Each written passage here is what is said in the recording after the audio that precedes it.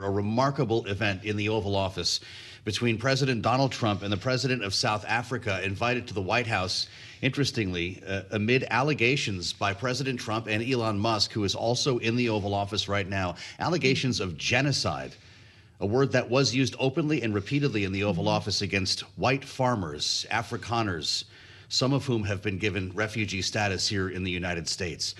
I'm Joe Mathieu in Washington alongside Kailey Leinz here on Balance of Power on Bloomberg TV and radio. A pleasure to welcome our global television audience to the conversation.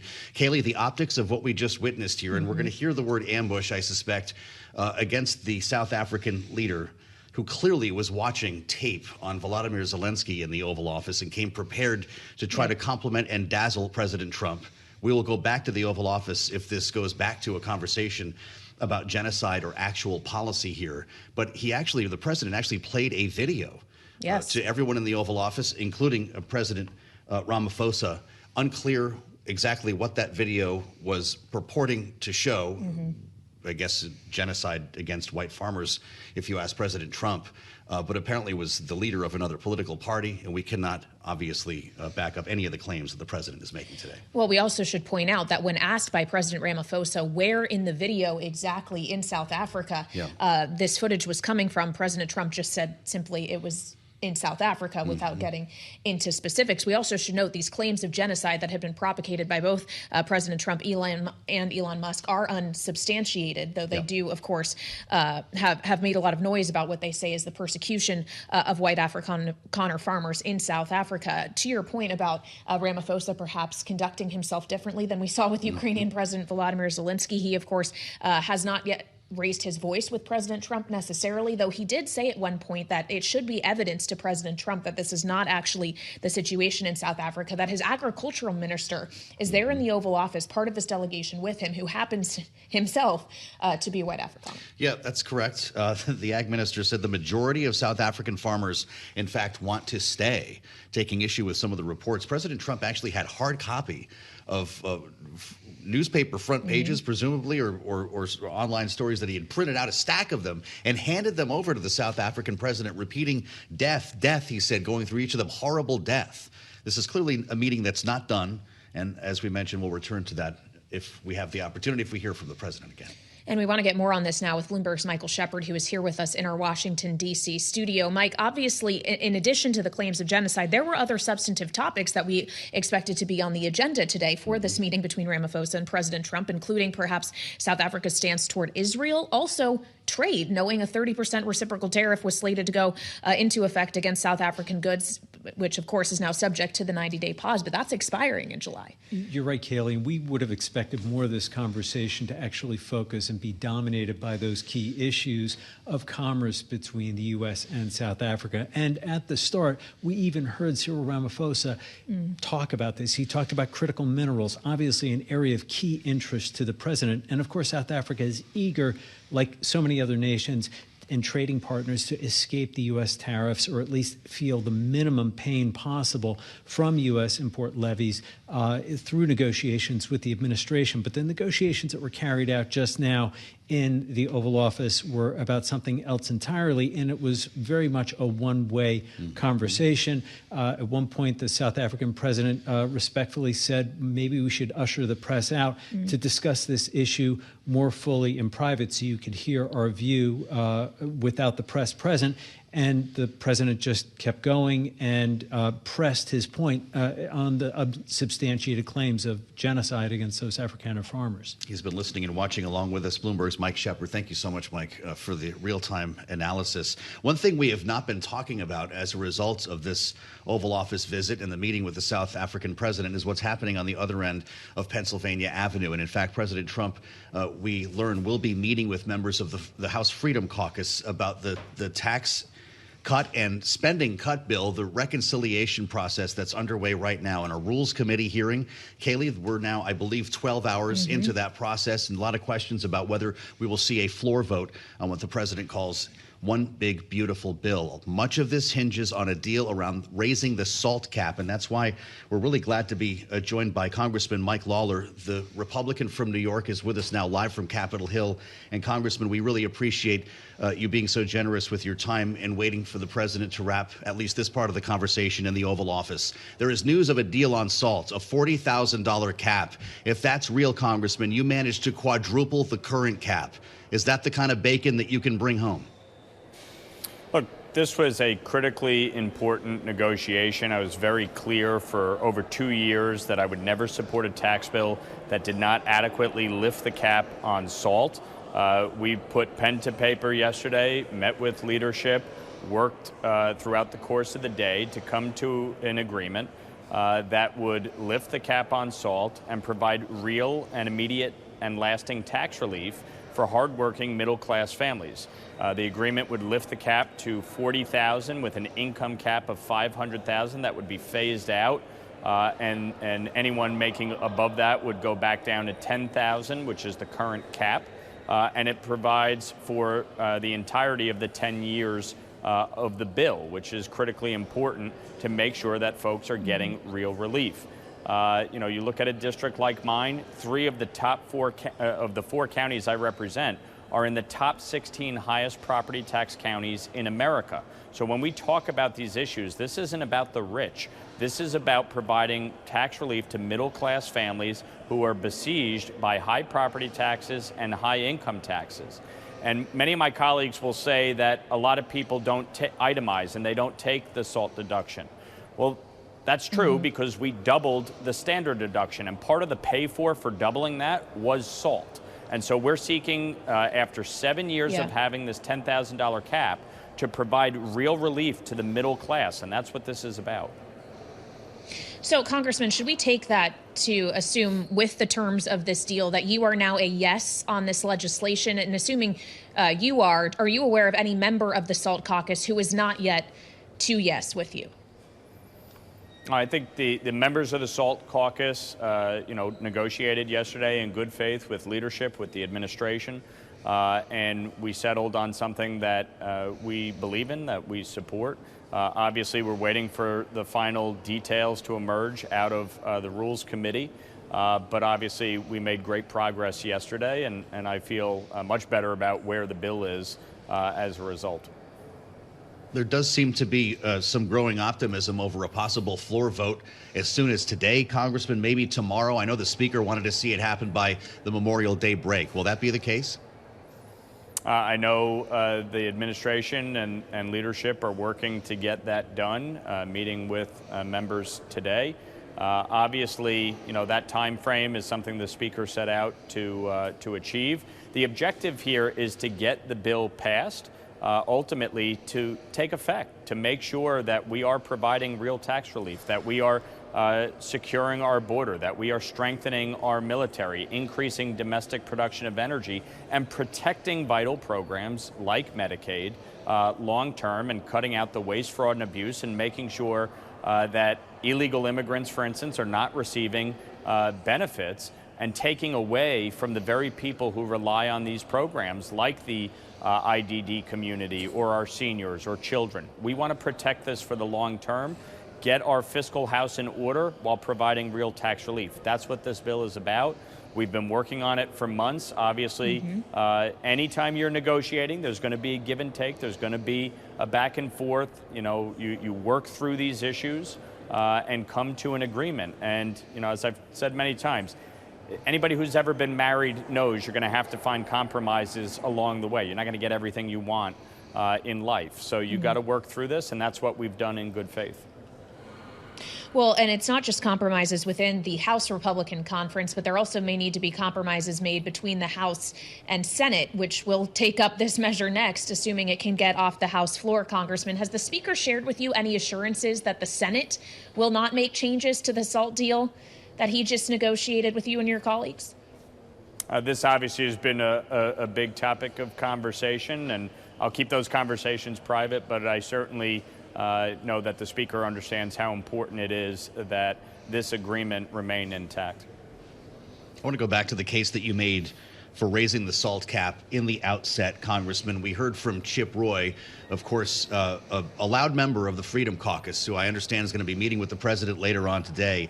He suggested that leadership is buying, quote, a handful of seats with $350 billion in parochial tax subsidies in the form of salt. Is it possible to have a conversation with someone who holds that point of view, or are you counting him out? Listen, I respect all my colleagues and their perspectives. The fact is, New York is a donor state. We send more money down to Washington than we get back. So we can get into the subsidy debate about which states are taking money from the federal government and which ones are actually helping fund the federal government. But the fact is that New Yorkers should not be double taxed. They should not be penalized for living in a high tax state. Salt was in effect for over 100 years, and it was used as a pay-for. And frankly, part of that pay-for was to double the standard deduction and provide tax relief to Americans all across this country. We're just simply saying, after 7 years of the $10,000 cap, which was arbitrary and capricious, that we need to have a much fairer approach. And that's what we have negotiated. Everybody has understood this for well over 2 years. I ran on this. I fought for it. I said it very clearly from the moment I came here that I would never support a bill that doesn't adequately lift the cap on salt. We have been working to negotiate to an agreement. And so that's what we've done, and I stand by it. Well, and of course, you and your fellow New Yorkers who have helped make the Republican majority have made the case that if that majority is to be retained, there needs to be changes to SALT. But as we look ahead to 2026, if the other side of this, getting what you want on SALT, is conservatives also getting a pulling forward of stricter work requirements around Medicaid to begin in December of 2026, as we understand, does that not put the majority at risk for a whole other reason? How do you navigate around that issue in the midterms? Well, look, at the end of the day, I think there's broad consensus within the conference on a few key areas. Number one, eligibility verification, making sure that somebody who is not eligible doesn't remain on the program for up to a year, which is what the Biden administration allowed. Citizenship verification, making sure that illegal immigrants are not receiving benefits that they're not entitled to. And work requirements. Able-bodied adults without dependents should be trying to work. I mean, you're talking about 80 hours a month of work requirements or educational requirements or volunteering. Anybody who is able-bodied should be trying to improve their life by working. The fact is, Medicaid is a means-tested program. And so as part of that, you are trying to help lift people up, lift them out of poverty, lift them out of their situation. Work requirements are something Democrats fought for years. Bill Clinton was the biggest champion of work requirements. So I don't think the issue of work requirements speeding up from 29 to 27 is frankly an impediment. I think there's broad consensus that we should be trying to help people lift themselves up. Work requirements is a way to help facilitate that as we are providing them with support through Medicaid. All right, Congressman, we appreciate you joining us here on Bloomberg TV and radio. Republican Congressman Mike Lawler of New York with us live from Capitol Hill, focusing, of course, on the issues that have dominated the conversation in the halls of Congress, the SALT cap and Medicaid. And that doesn't just go for the Republican side of the aisle, but Democrats as well. We spoke actually yesterday with a Democrat, the ranking member of the House Energy and Commerce Committee, Frank Pallone, on the late edition of Balance of Power about some of these issues. And this was the take that he gave opposite the congressman's we just heard. Raising the SALT limit or getting rid of the cap altogether would certainly be a good thing, but it doesn't outweigh all the other problems with the Medicaid cuts and people losing their health care. So, again, the focus on SALT, I think, is misplaced because the real problem here is that most of this money is going to, for tax cuts for large corporations and billionaires, and all these cuts to Medicaid and health care are being used to pay for it. We know that as ranking member on the committee, you helped to lead the charge on what I believe was a 26-hour-long markup of this legislation a couple of nights ago. Congressman, the Congressional Budget Office says more than 8 million people will lose their health care as a result of the bill that passed through Energy and Commerce, your committee, last week. I don't know how many people in Metuchen, New Jersey that impacts. But is your fight here done, or is there another lever that you can pull? No, the fight is not done. First of all, these numbers keep going up because the bill does not address the ACA subsidies and renew the Affordable Care Act subsidies on the exchange and marketplace. CBO actually estimates now that 13.7 million people will lose their health care between their health insurance, between Medicaid cuts and the ACA not being renewed. And that number keeps going up. I mean, the Congressional Budget Office just put out a new report today saying that, basically saying that there would be $700 billion in Medicaid cuts and another $100 billion in ACA cuts. And you have to remember, Joe, that the Republicans said they weren't going to cut Medicaid. And it's simply not true. I mean, that's exactly what they're doing to pay for these tax cuts.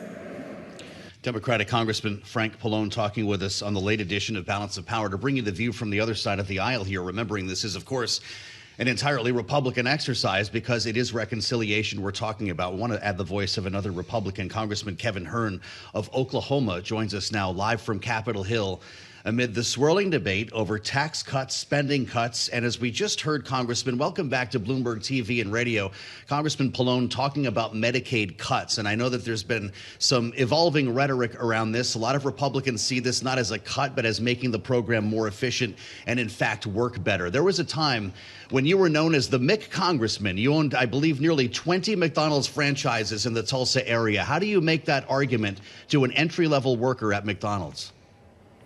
Well, first of all, thanks for having me. And it is, obviously both sides are talking about what's in the bill. I would argue that the Democrats are trying to do everything they can to make America afraid.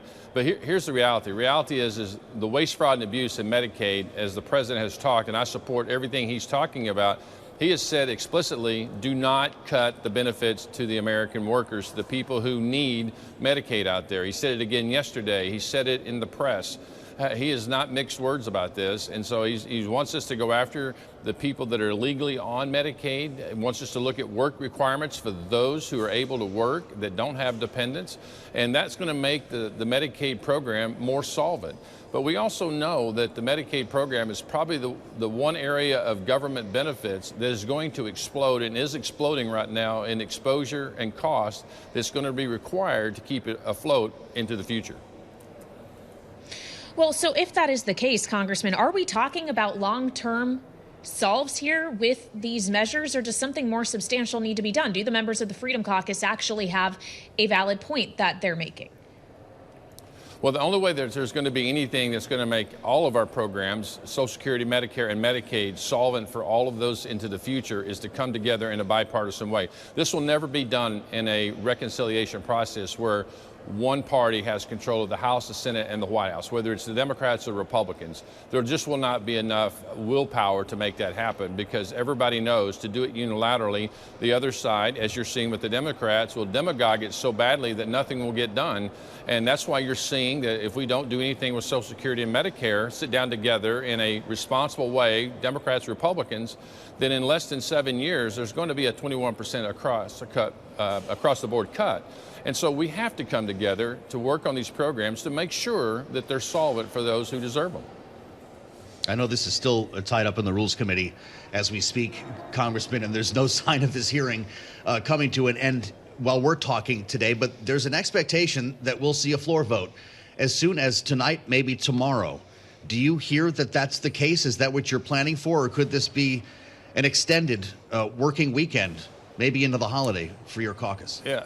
So as part of leadership, I can tell you right now, it has been our mission to get this done before Memorial Day weekend, which, tonight's the night we're going to make this happen. Right now, as you mentioned, the amendments are being debated in the Rules Committee that started meeting at 1 a.m. this morning. And I think what this has proved, whether it's last week's markups, we're going to work day and night to make sure that America's taxes remain low. President Trump's fingerprints are all over this, starting with the 2017 Tax Cuts and Jobs Act, making that permanent. The tax cuts he's doing for the working class, upwards of $2,000 in additional taxes that will not be taken from our people making, working on tips or working in overtime. So all of these things are important, and including reducing the tax burden on our seniors by some $500 to $700 per year. All of these things the president has done. This is not about giving tax cuts to the rich, as the Democrats are wanting to use a talking point from 7 years ago. This is about making permanent. You all report on business outcomes. There's not a business person in America that says by me keeping my taxes where they are, that somehow that's going to cost the federal government. Only in the scoring of the Congressional Budget Office does that actually cost money.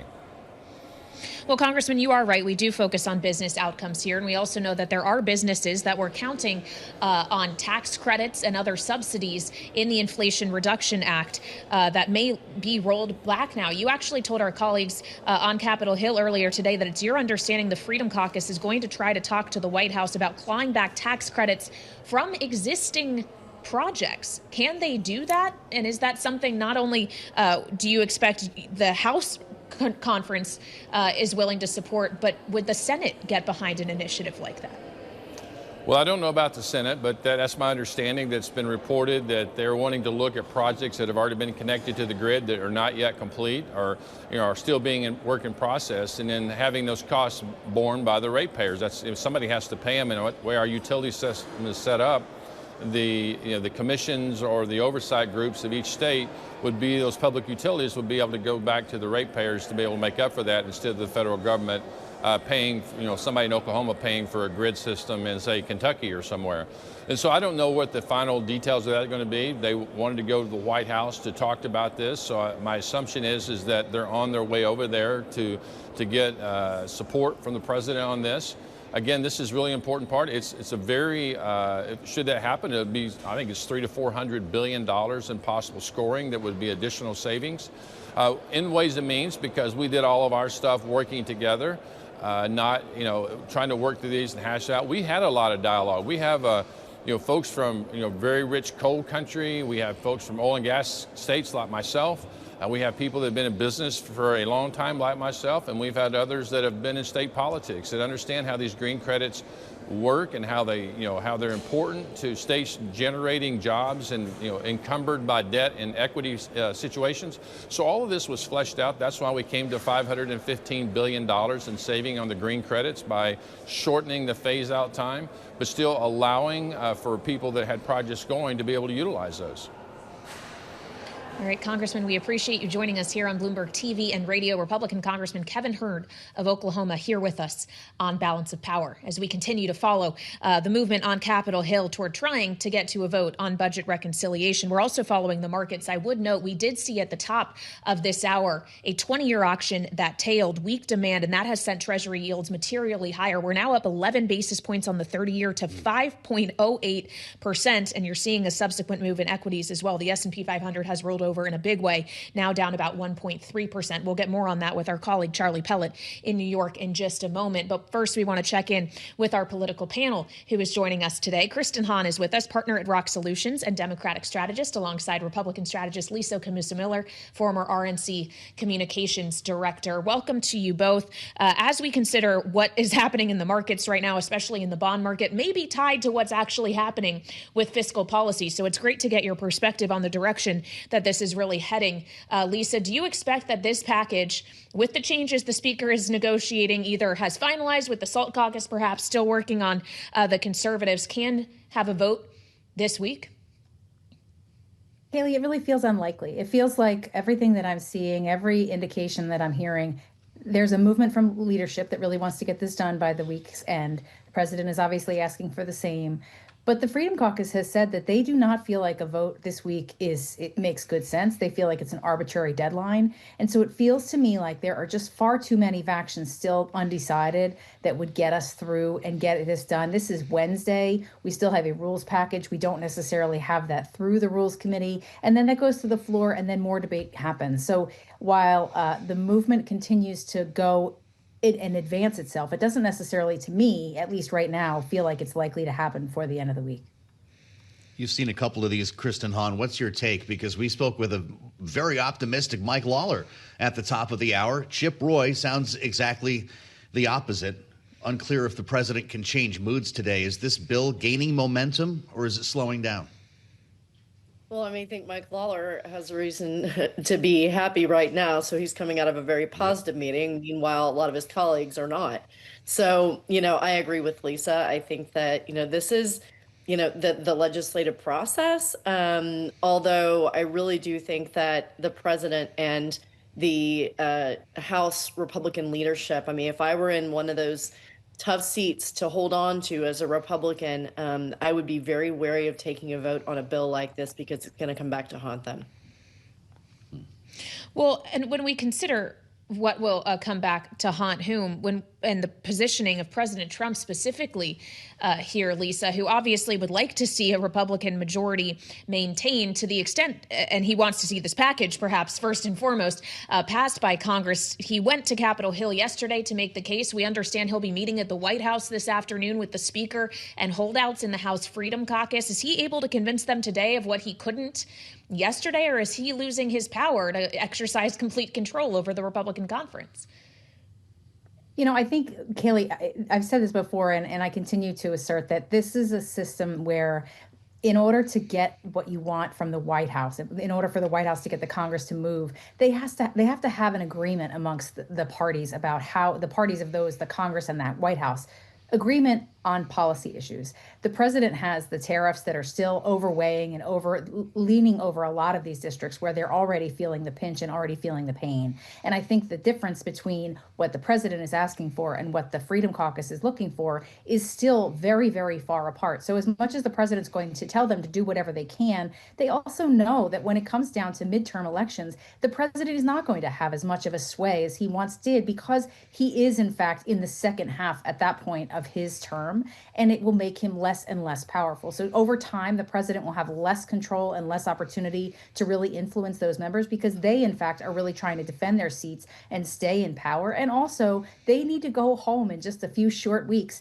to defend their decision and defend this vote. And that, to me, would be the one thing that stands in between the president being successful and those members in those tough districts taking a vote that they won't necessarily be able to defend when they return in the summertime to their districts.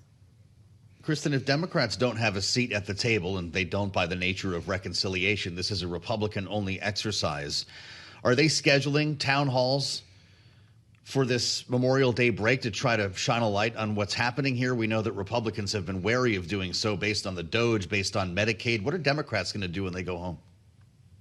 I think it's interesting that you asked, because yes, I mean, the short answer is yes. And I know I was in touch with some friends over in the House yesterday about the extent of those plans. And it's not just going home to their own districts to talk to their constituents about what is happening and what this bill actually does, specifically with regard to Medicaid cuts. But they will be pointing those things out in these Republican districts as well. So the identified areas where this would particularly hurt some of these Republican districts, making sure that their constituents know, what at least this House bill is doing. And as we all know, this bill, if and when it does pass the House, is going to go over to the Senate, and there are going to be, a multitude of changes to this bill. So I think, when these members go home, they're going to have a number of things to answer for, particularly as these cuts begin to take place if the Republicans are ultimately successful. Well, and they may have to answer a lot of questions about the impact this is ultimately going to have on the deficit and the long-term burden that the United States and the people within it are saddled with. Lisa, that seems to be what we're seeing evidence of in financial markets today, in the bond market especially, as we're seeing yields rocketing higher on both the 10-year and the 30-year. We're up more than 10 basis points. And we have seen President Trump in the past, granted it was related to tariffs earlier this year, take a look at what's happening in the bond market, identify what he saw as queasiness, and decide to change his course of action. If we are seeing material upset in financial markets once again over this legislative package that he campaigned on, that we know he wants very badly, would you expect any kind of similar change of heart, or is this already largely done and dusted? It's really hard to tell, Kailey. It does feel like while he is saying, damn the torpedoes and let's go forward, the president also is mindful of the fact that if the market takes a hit or if there are shifts in underpinnings of the market, that he very well will adjust, because he doesn't necessarily want to have to answer for that, because he knows that those kinds of signs are signs of long-term pain and not short-term pain. And that's the other thing that I think he will be watching for and his advisors will be watching for. But ultimately, Kailey, he wants a win so badly. He wants this big, beautiful bill, one big piece of legislation, which, good golly, I'm as old to know. I mean, the last time we did that was in 2010 when we passed the Affordable Care Act. So it's been a long time since we've had a great, big, giant bill get passed in the Congress in the way that the White House wants to see it done. But, if anybody's willing to take the shot and take this unprecedented stance and way to move, it'll be Donald Trump. Kristen, it's interesting as we consider what we're seeing in the bond market here, the concerns on Wall Street across the board about rising debt and deficits. This is something that the party in power frequently loses religion on. But it's going to be hard for lawmakers to hide from what's happening in the markets when it's right before our eyes like this.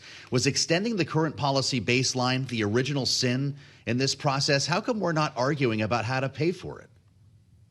I mean, I think I do think so. And I think that you're exactly right. The reason why we're not arguing about how to pay for it is because you've got one party control in Washington. They want to extend these tax cuts, and it's very, very difficult to do that if you're looking at actually paying for it.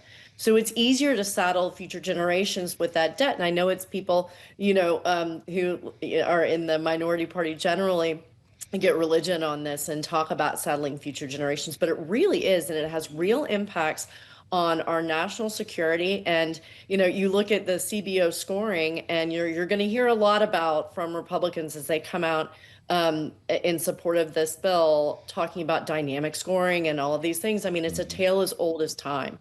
At the end of the day, I do agree with the congressman that both sides are going to have to get together and figure this thing out. But as long as there's one party control in Washington, it's not going to happen. The CBO says this plan would increase the deficit by $2.3 trillion over a decade, something that the market is looking at very closely here. The 30-year now soaring above 5%. After this 20-year auction, it's something that Charlie Pellet has his eyes on, and we want to update the markets with thanks to our panel, Lisa Camooso Miller and Kristen Hawn. A great conversation. Charlie Pellet is live at World Headquarters in New York. This is falling apart pretty quickly here, Charlie. What are you looking at? Absolutely right about that, Joe Mathieu. Indeed, since our last update, a dramatic turn lower and a dramatic shift in sentiment with the Dow, the S&P, NASDAQ all in the red. Treasury yields jumping after a weak $16 billion sale. We are seeing concern about a ballooning deficit, also America's status as a safe haven. Right now, we have got the S&P down 60 at 58.79. That is a drop now of just about 1%. The Dow lower by 1.5%. A lot of red, down 659 right now. The NASDAQ Composite Index down 157, down 0.8%. The NASDAQ 100 Index down 0.7%, but cannot ignore the move lower in the Russell 2000 Index. Small cap shares tumbling now 2.2%. The Bloomberg Mag 7 Index down by 0.4%. Your 10-year, 4.57%. The 2-year, 4.01%. Joe mentioned the 30-year, 5.06%. Spot gold up $20 the ounce, up 0.6%. West Texas Intermediate crude down 5.10, 61.70 a barrel on WTI. And we absolutely cannot ignore the surge in Bitcoin today, up by 0.4% right now, but a $107,000 handle on Bitcoin, 107,460. Indeed, we are looking at a record today for Bitcoin. So recapping here, Treasury yields are jumping. The 10-year 4.57%. Stocks are selling off. S&P down 52, a drop there of 0.9%. Balance of power continues right now. Back we go to Washington. More on the markets coming up. Once again, let's go back to Joe Mathieu and Kailey Leinz. All right, Charlie, thank you so much. Real-time updates on the markets every day here on the fastest show in politics. Thanks for being with us on Bloomberg Radio. on Bloomberg TV and Bloomberg Originals as we spin a couple of plates here, frequently the case on this program, straddling both ends of Pennsylvania Avenue, with not only the debate that we've been talking about over reconciliation on Capitol Hill, but Kailey, an important visit to the White House today. We're going to be talking with Patrick Gaspard about a bit later on. The president of South Africa is in town. We've got to spend a little more time on these markets, though, because we've seen a wild turn since we came to air today. Well, yeah, and it's hard to extract the stories we're tracking here in Washington from the stories that Wall Street is tracking. I mean, even in the case of what we saw go down between the South African president and President Trump, you're seeing the rand moving off the back of that. And certainly, as we track what's happening on Capitol Hill, bond markets are taking note of the potential fiscal situation we could find ourselves in if this one big, beautiful bill passes. And that was evidenced by weak demand in a 20-year auction. That tail sending yields higher, as Charlie was just running us through. We're now well north of 5% on the 30-year to 5.06%. And on that note, we turn to Mike Regan joining us from New York. He's Bloomberg senior editor, helping us keep track of these markets. Mike, we've seen before the bond market getting quote unquote queasy, if you will, to use the words of President Trump. At that time, it was over concern about reciprocal tariffs. This time, is this really all about what's going on in Congress? I think it's a big part of it, Kelly. Obviously, you know, we also have basically the first big auction since the Moody's downgrade of U.S. sovereign debt on Friday, really eliminating that last AAA rating on U.S. bonds. And so hard to say if it's directly related to that, but certainly all the concerns that Moody's brought up, the fact that the deficits appear like they will get even bigger and bigger, especially if the 2017 tax cuts are extended, and that not only are the deficits getting bigger, but the interest rates to fund these deficits in the bond market are higher than they have been in many years. And that obviously just makes government borrowing much more expensive. And to your point, it was exactly that, what's known as a tail on Wall Street in the bond auction. In other words, this 20-year sale, $16 billion in 20-year debt, was auctioned at a higher interest rate than what was suggested in when issued trading before the auction. At the yield came in at 5.047%. So really only 1 basis point above when issued, but not a good sign as far as demand goes when you see an auction tail like that, especially at these elevated rates. There was some hope that this rate above 5% might draw in some demand for this 20-year issue, but not as much demand as the market had hoped, and really a pretty sharp cross-asset reaction to that. Not only yields spiking across the Treasury curve, equity markets extending losses, paring some of them back, but we're still looking at about a 1% drop in the S&P 500. As far as Bitcoin, it had reached that record earlier in the day, still marginally positive for the day, but back about $1,000 or $2,000 below that record. So at least from a knee-jerk perspective, the markets are not taking this auction today very positively. Mike Regan, I'm confused because we saw all of this coming, didn't we? President Trump ran on extending the Trump tax cuts. There were estimates that it would add trillions to the deficit going back months ago, long before the election. He also ran on tariffs. He said it was his favorite word, the best word in the dictionary. Both of them hit after the election. We ran up in stocks, and now somehow we're disappointed that it's actually happening, or surprised. Shouldn't the market have been pricing all this in? Yeah, Joe, I think the market sort of discounts what Trump is promising and what they believe will actually happen. You know, what will be politically feasible for him to accomplish. And certainly, you know, we've heard from a lot of investors who did not believe the tariff, the trade tensions would be as sort of acute as they've proven to be. And, you know, there's always a question of, well, Trump wants to do this. What does Congress, what are they willing to give him? So, you know, regardless of the fate of this bill, the big, beautiful bill being negotiated in Congress, it's becoming pretty clear that we're not going to be looking at a sharply reduced federal deficit, regardless of what Congress agrees on. At least that's the thinking in the market right now. And I think, you know, just those bigger deficits mean more debt at these higher interest rates. It's just a lot for the market to swallow right now. Great conversation, as always, with Mike Regan. Thank you for jumping on with us, Mike, with a real turn in the markets here following this 20-year bond auction. We'll keep tabs on this for you, of course, throughout the day here on Bloomberg. I'm Joe Mathieu alongside Kailey Leinz in Washington. And on any other day, what took place today in the Oval Office would be our lead story. It's one of many at the moment, as the president of South Africa, Cyril Ramaphosa, arrives at the White House amid allegations of genocide put forth by President Trump against white Afrikaners, in many cases white farmers, some of whom have been given refugee status here in the United States. It started off as a cordial conversation. The president then started to dig into these allegations, going so far as to even show a video with unsubstantiated claims of this persecution. The South African president was given a chance to speak. Here's what he said. It will take President Trump listening to the voices of South Africans, some of whom are his good friends, like those who are here. When we have talks between us on the quiet table, it will take President Trump to listen to them. President Ramaphosa at the White House for lunch and a bilateral meeting with President Trump that presumably includes other issues, including trade. And we want to talk about this with Patrick Gaspard. A perfect day to have the distinguished senior fellow at the Center for American Progress, his former U.S. ambassador to South Africa in the Obama administration. Mr. Ambassador, welcome back to Bloomberg TV and radio. Donald Trump is talking about genocide today. What should be the response from South Africa? Well, thank you so very much for having me on. But it's a bizarre day to be on here today. Donald Trump is talking about genocide in South Africa. Let's be really clear here. There is absolutely positively no credible human rights organization in South Africa or anywhere in the world that says that there's a genocide taking place in South Africa. So the response from President Ramaphosa has to only be, one, there's no genocide. Two, the bilateral partnership between the U.S. and South Africa is incredibly important for both sides of the Atlantic, on security, on the economy, on trade. And we've got to do things to bridge this gap, both in the facts and in the material relationship between the two countries.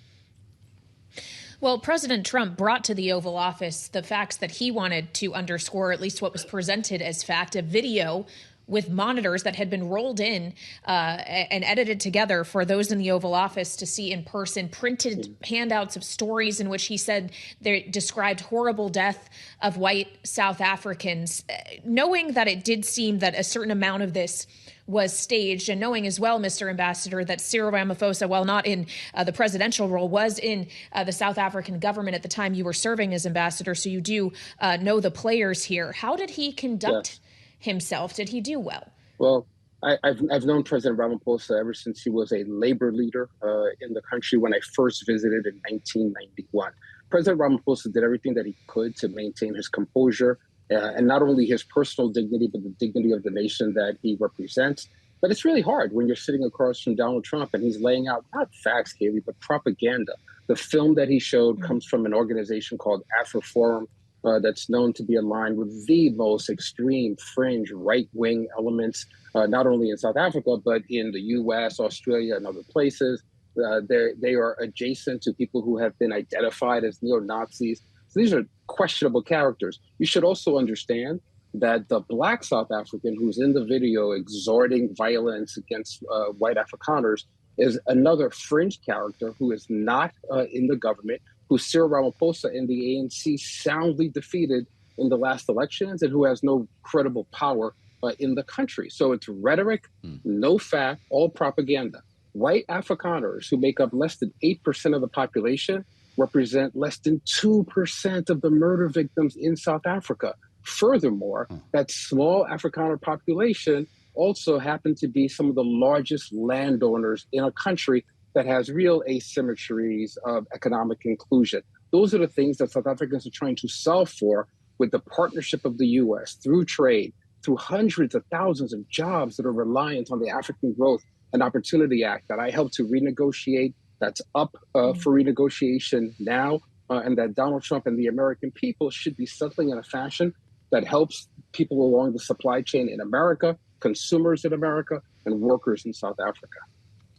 This is really helpful context, Ambassador. I'm sure you saw that Elon Musk was in the Oval Office. We didn't hear him speak. But when you step back and consider what just happened, was this an ambush? It was absolutely an ambush, as evident by the video that you just made reference to being wheeled in. And then the President of the United States sitting there with printed out copies of alleged articles that lay out the crimes against Afrikaners in the country. A president who, by the way, has overturned the entire asylum system in the U.S. for every other nation, every other nationality, but is throwing open the doors to Afrikaners who are allegedly under assault. Elon Musk didn't have to speak. He is the silent partner in the negotiations here. Elon Musk and Starlink have been trying to get into the South Africa space. They're making all kinds of demands on the South African government. And I truly believe that Donald Trump is carrying water for Elon Musk in these conversations. And they're hoping that the South Africans will overturn a regulatory framework that has not made it possible for Musk to operate in South Africa in the way that he would like to. I hate to say this about an American president, but too often we see that there's some kind of a grift that's involved with pronouncements around national security and foreign policy. It's the case here too, I believe.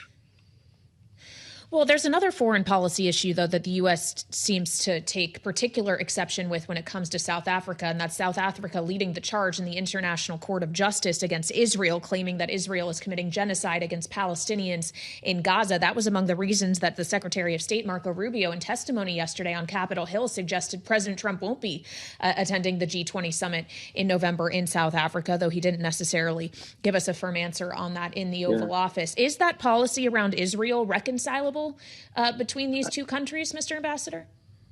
I so appreciate that question from you, and I really wish that dominated the dialogue today in the Oval Office, that and trade, instead of this ridiculous ruse around white genocide. Let's be really clear. South Africa has had a long-standing relationship with elements of the Palestinian leadership, Palestinian civil society. No surprise to anyone that following October 7th, after South Africa appropriately denounced Hamas, appropriately talked about South Africa's right to exist and to defend itself, that it then in turn took up a defense of Palestinians when they saw collective punishment being taken upon tens of thousands of innocent Palestinians in Gaza and the West Bank. So that should not have surprised anyone if you know about South Africa's history and record as it relates to Palestinians and global human rights. So now Marco Rubio and Donald Trump, two actors who have not spoken out about the collective punishment in Gaza. Donald Trump, a president of the United States, who said that we should clear all the Palestinians out of Gaza and turn it into some kind of like beachfront property. No concern for that. He's now suddenly talking about genocide, but not in a context anywhere else in the world. He defends Putin's incursion against innocent Ukrainians.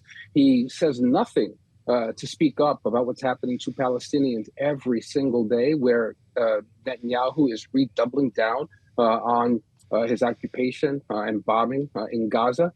And now he's singling out white Afrikaners who have been ginned up for him by fringe elements of his movement as victims of genocide. The hypocrisy is overwhelming here. So this is a president of the United States, in your view, whose view has been corrupted by Elon Musk. I never thought I would live to see the day where a president of the United States would be siding with Vladimir Putin against an innocent sovereign nation that has been invaded and surfacing myth about genocide in one country in order to help the business interests of one of his principal supporters who spent in excess of $250 million on his election. It's an extraordinary thing. We have something in the United States called the Foreign Corrupt Practices Act, and I think that a responsible Congress would be looking thoroughly at these circumstances. Ambassador, we just have a minute left here, but given everything we've just discussed and the evident tension between the U.S. and South Africa, do you have hope a trade agreement between the two can be reached, knowing at the end of the 90-day period, a 30% reciprocal tariff could be put into place once again? I'm ever hopeful. The U.S. and South Africa have had challenges in the relationship before. I remember being a young activist, protesting against the resistance of the Reagan administration to lay sanctions against South Africa. We overcame that. There is bipartisan support for the partnership between the U.S. and South Africa on trade, and on health care relief as well. So I think that there are responsible Republicans in the Senate and the House who understand the importance of the African Growth and Opportunity Act, both for security and for economic growth. And they'll increase the pressure to get to some resolution of these charges and of these challenges. All right, Ambassador, we really appreciate you joining us here on Balance of Power. Former ambassador to South Africa during the Obama administration, Patrick Gaspard, now distinguished senior fellow at the Center for American Progress. We appreciate it, and of course, we'll be back for more at 5 p.m. Eastern Time here on Bloomberg TV and radio. A lot more to follow and a lot more to learn with an apparent meeting between President Trump and the Freedom Caucus on reconciliation. We should know a lot more by the time we meet again right here on Bloomberg TV and radio.